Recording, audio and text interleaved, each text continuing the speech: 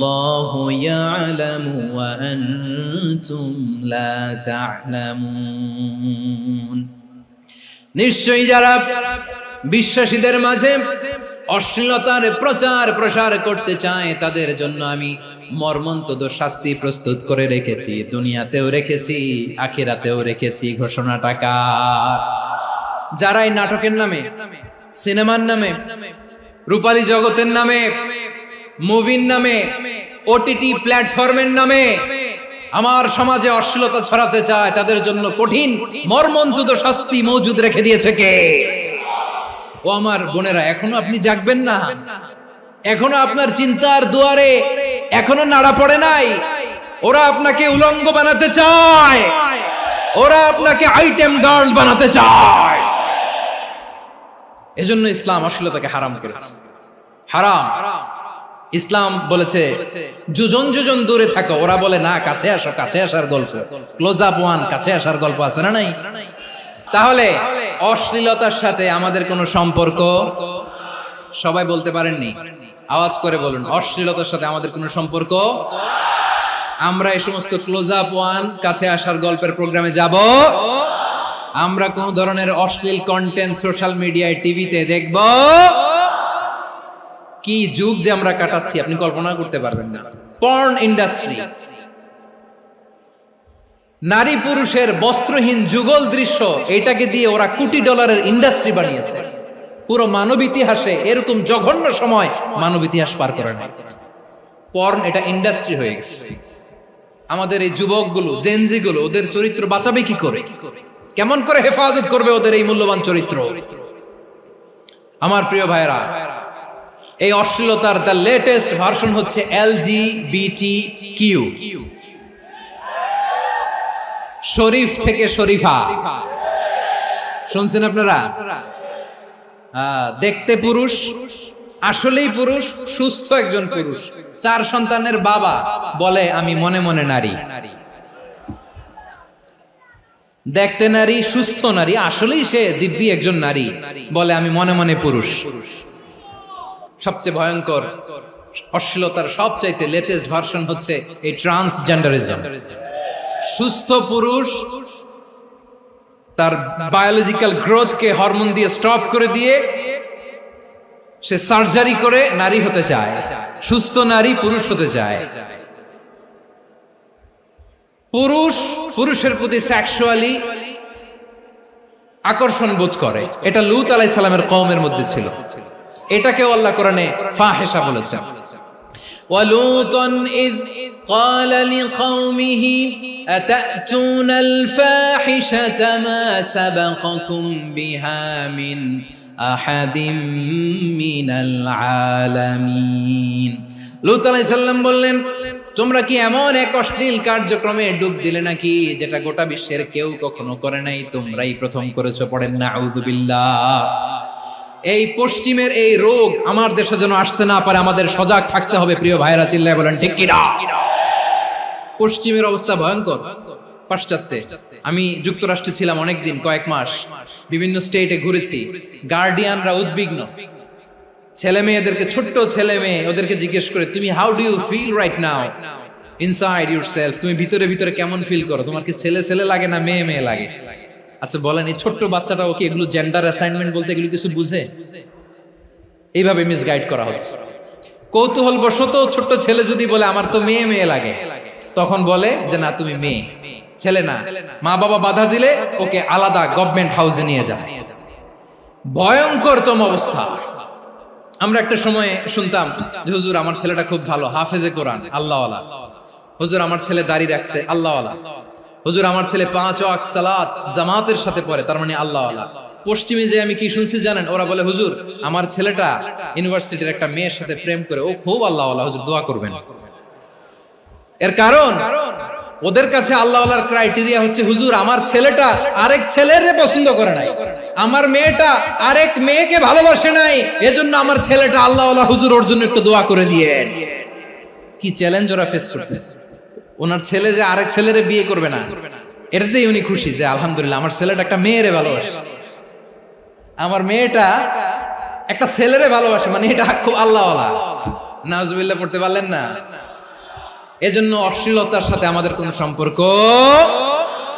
রাব্বুল আলামিন বলেন ওয়ায়ানহা আনিল ফাহশাই ওয়াল মুনকারি ওয়াল বাগি, তিনটা জিনিসকে আমি নিষিদ্ধ করলাম। এক নাম্বার হলো ফাহশা, অশ্লীলতা। দুই নম্বরে হলো মুনকার, সমস্ত মন্দ কাজ। মুনকার মানে হচ্ছে যত মন্দ কাজ, খারাপ কাজ, বাজে কাজ, এটার বলে মুনকার। এটার কি বলে? আপনারা পড়ছেন না, তা'মুরুনা বিল মা'রুফি ওয়া তানহাউনা আনিল মুনকার। সৎ কাজের আদেশ, অসৎ কাজের নিষেধ। মুনকার, মুনকার হচ্ছে মানুষের স্বাভাবিক বিবেকবোধ যেটাকে খারাপ বলে, ওইটাই মুনকার। পৃথিবীর সব আসমানি গ্রন্থ যেটাকে খারাপ বলেছে, মানুষের স্বাভাবিক বিবেকবোধ যেটাকে খারাপ বলেছে, এগুলো সব মুনকার। যেমন ইফতিজিং, এটা কি ভালো না খারাপ? মজুদদারি, খাদ্যে ভেজাল দেওয়া, ওজনে কম দেওয়া, মাছে ফরমালিন মিশানো, চাঁদাবাজি, টেন্ডারবাজি, দখলবাজি, এগুলো আমাদের স্বাভাবিক বিবেকেই বলে এগুলো খারাপ, এগুলো হচ্ছে মুনকার।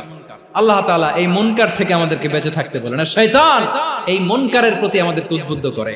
আল্লাহ তাআলা বললেন, ইয়া আইয়ুহাল্লাযীনা আমানু লা তাত্তাবিউ খুতুওয়াতিশ শাইতান ওয়া মান ইয়াত্তাবি' খুতুওয়াতিশ শাইতানি ফাইন্নাহু ইয়া'মুরু বিল ফাহশাই ওয়াল মুনকার।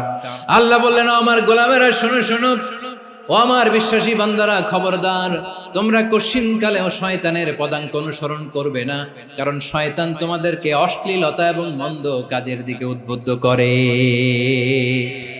আমাদের কাজ হচ্ছে শয়তান আমাদেরকে যেদিকে নিতে চায় আমরা তার উল্টা দিকে যাব। শয়তান এই মন্দ কাজকে আমাদের কাছে বিউটিফাই করে, চাকচিক্যময় করে আমাদের সামনে উপস্থাপন করে। এজন্য আল্লাহ বলেন মুনকারকে থামাতে হবে, মুনকার প্রতিরোধ করতে হবে। মুনকার প্রতিরোধের দায়িত্ব শুধু আমাদের নাকি? শুধু আপনার খতিব সাহেবের, ইমাম সাহেবের, নাকি মুসলিম উম্মার সবার? আওয়াজ করে বলুন, মুনকার অসৎ কাজ প্রতিরোধের দায়িত্ব কার? রাব্বুল আলামিন বলেন, কুনতুম খায়রা উম্মাতিন উখরিজাত লিন-নাসি তা'মুরুনা বিল মা'রুফি ওয়া তানহাউনা আনিল মুনকার। তোমাদেরকে শ্রেষ্ঠ জাতি করে জমিনের মধ্যে আবির্ভূত করা হয়েছে, যাতে করে তোমরা জমিনের ভেতরে সৎ কাজের আদেশ করতে পারো আর অসৎ কাজের নিষেধ করতে পারো। উম্মাহ, কুনতুম খায়রা, তাহলে গোটা উম্মার দায়িত্ব, এটা বুঝতে পারছেন তো? আচ্ছা, আরো নিচে আসেন। এরপরে আল্লাহ বললেন, শুধু উম্মাহ না, এই জমিনের রাজত্ব আমি যাদের হাতে দেই, এই জমিনের মালিক আমি যাদেরকে বানিয়ে দেই, যাদেরকে আমি সরকারের দায়িত্ব দেই, তাদেরকেও মুনকার প্রতিরোধের দায়িত্ব দিয়েছে কে? আল্লাহ বলেন, যারা ক্ষমতার মসনদে বসেছে তাদেরকে 4 দফা কর্মসূচি আমি আল্লাহ দিলাম। আওয়াজ করে বলেন, কয় দফা? আল্লাহ বলেন, আল্লাযীনা ইম্মাক্কান্নাহুম ফিল আরদি আকামুস সালাতা ওয়া আতাউয যাকাতা ওয়া আমারু বিল মা'রুফি ওয়া নাহাউ আনিল মুনকার ওয়ালিল্লাহি আকিবাতুল উমুর। যারা এই জমিনের উত্তরাধিকার হয়েছে তারা 4 দফা কর্মসূচি নিয়ে সামনে আগাবা। সালাত কায়েম করবা, যাকাত আদায় করবা, সৎ কাজের আদেশ দিবা, অসৎ কাজ থেকে মুনকার প্রতিরোধ করবা। আদেশটা কার? আমার প্রিয় চট্টলার ভাইরা, পুরো উম্মার দায়িত্ব মুনকার প্রতিরোধ করা, সরকার প্রধানের দায়িত্ব মুনকার প্রতিরোধ করা। এরপর আল্লাহ বলেন, প্রতিটা ফ্যামিলির যিনি প্রধান, সিইও, বাবা, প্রত্যেক বাবারও দায়িত্ব এই মুনকার প্রতিরোধ করা। আওয়াজ করে বলেন ঠিক কি না? যেমনটি সাইয়েদনা লুকমান আলাইহিস সালাম ওনার কলিজার টুকরা সন্তানকে আদেশ করেছেন, ইয়া বুনাইয়া আকিমিস সালাতা ওয়া'মুর বিল মা'রুফি ওয়ানহা আনিল মুনকার। পড়েন সুবহানাল্লাহ।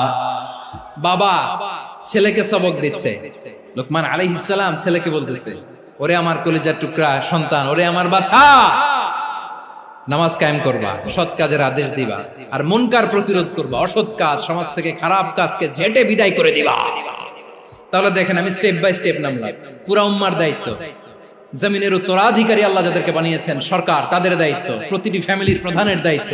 এরপরে বিশ্বনবী বলেন সচেতন প্রতিটি মুসলিমের দায়িত্ব সমাজ থেকে মুনকারকে উৎখাত করা। বিশ্বনবী বলেছেন মান রাআ মিনকুম মুনকারান ফালিয়ুগাইয়িরহু বিয়াদিহি ফাইন লাম ইস্তাতি ফাবিলিসানিহি ওয়া ইন লাম ইস্তাতি ফাবিকলবিহি ওয়া যালিকা আযআফুল ঈমান। সমাজে যে মুনকার দেখবে, খারাপ কাজ দেখবে, সে যেন হাত দিয়ে সেটাকে থামায়। আমার প্রিয় ভাইরা, না থামালে আমরাই ডুববো শেষমেশ। আমাদের বাঁচার জন্য হইলেও থামাইতে হবে। রব্বুল আলামিন বলেন ওয়াত্তাকু ফিতনাতাল লা তুসিবান্নাল্লাযীনা যালামু মিনকুম খাসসা। ও আমার গোলামেরা, ওই আযাবকে ভয় করো যে আযাব যখন আমি জমিনের বুকে পাঠাই শুধু জালেমদেরকেই মারি না, আলেমদেরকেও মারি। আযাব যখন আসে তখন শুধু জালিমই মরে না, আলেমও মরে। জানেন মুসা আলাইহিস সালামের পায়ে একবার একটা লাল পিঁপড়া, তো উনি রেগে মেগে পাশি দেখে লাল পিঁপড়ার বাসা, পা দিয়ে ডলে মুছে সবগুলো পিঁপড়া মেরে ফেলছে। এই ঘটনাটা আল্লাহ ঘটিয়েছেন এজন্য মুসা আলাইহিস সালাম ছিলেন কালিমুল্লাহ, সরাসরি আল্লাহর সাথে কথা বলতেন। তিনি আল্লাহকে জিজ্ঞেস করেছিলেন, আল্লাহ তুমি যখন কোন জনপদে আযাব পাঠাও, শাস্তি দাও, ওখানকার শুধু জালেমরাই তো মরে না, ভালো মানুষগুলাও মরে, তো আযাব দিবা মুশরিকদের উপর দিবা, অবাধ্যদের উপর দিবা, ভালো মানুষগুলোরে মারো কেন? আল্লাহ বললেন, মুসা তোমার যে কামড় দিছিল পায়ের মধ্যে পিঁপড়া, কয়টা পিঁপড়া? একটা পিঁপড়া, তো সবগুলারে মারলা কেন? রেগে মেগে পুরো পিঁপড়ার বাসা ভেঙে মেসাকার করলা কেন? আমি যখন অ্যাকশনে যাই, আমি যখন শাস্তি দেই, তখন এত বাস বিচার করা হয় না, বাস বিচার করা যায় না। যখন অ্যাকশনে যাওয়া হয় ওইটা ডাইরেক্ট অ্যাকশন হয়ে যায়। চিল্লায় বলো ঠিক কিনা? এজন্য আমাদের বাঁচার জন্য হলেও এই পাপ থামাতে হবে, এই শয়তানের অট্টহাসি থামাতে হবে, অন্যায় অপরাধ সমাজ থেকে আমাদের থামাতে হবে। কারণ আযাব আসলে ওরাও মরবে, আমরাও মরব। একটা জাহাজ 2 তলা, আপনি আছেন 2য় তলায়, নিচের তলার কিছু লোক জাহাজের তলা ছিদ্র করতে আরম্ভ করছে। কি ছিদ্র করতেছে? আচ্ছা, জাহাজের তলা ছিদ্র করলে তলা দিয়ে কি ঢুকে? এখন আপনি যদি বলেন আমার কি, আমি তো 2 তলায়, আমি তো ভালো আছি, ওরা ছিদ্র করে ওরা মরবে। আসলে কি শুধু ওরা মরবে?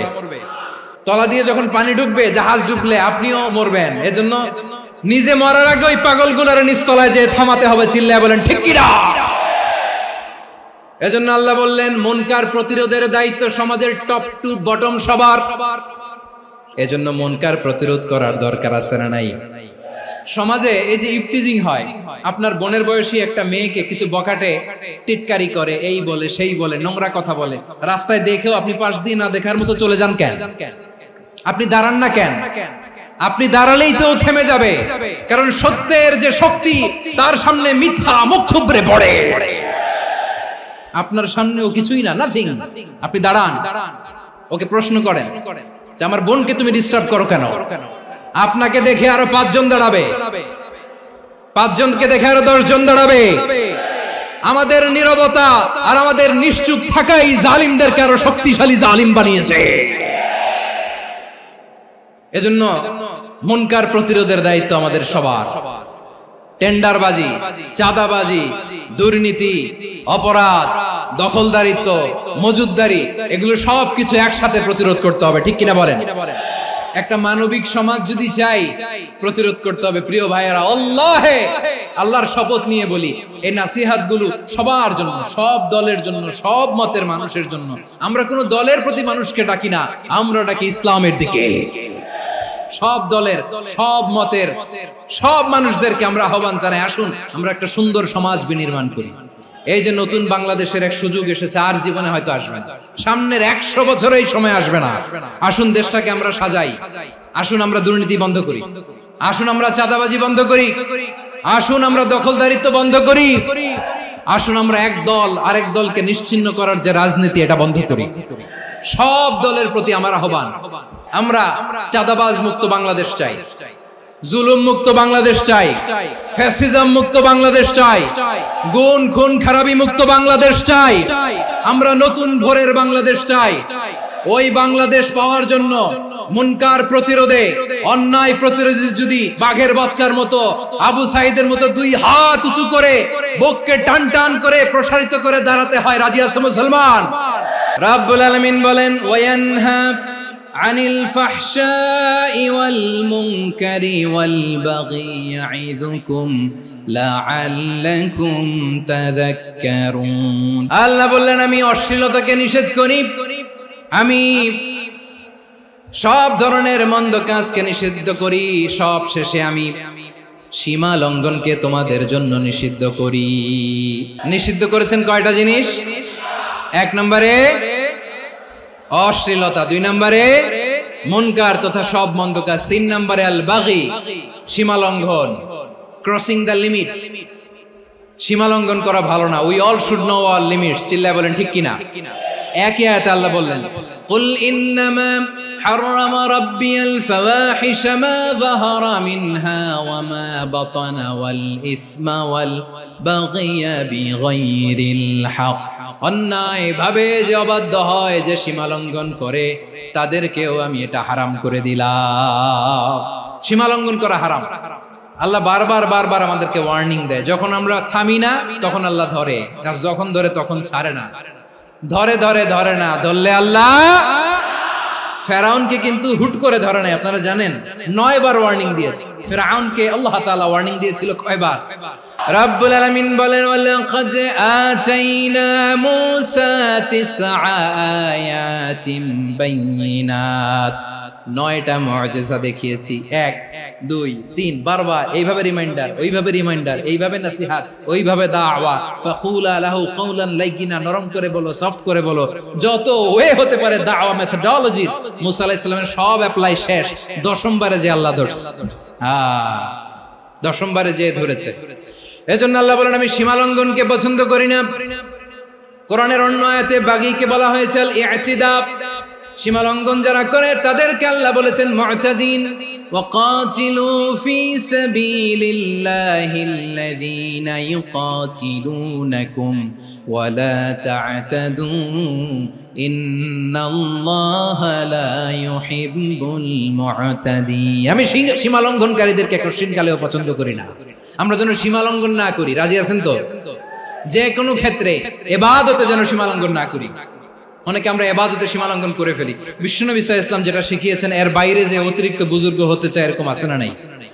কোন ক্ষেত্রেই সীমা লঙ্ঘন করা যাবে, এমনকি যুদ্ধ ক্ষেত্রেও না। বিশ্বনবী সাল্লাল্লাহু আলাইহি ওয়াসাল্লাম বলেন খবরদার যুদ্ধ ক্ষেত্রেও সীমা লঙ্ঘন করো না।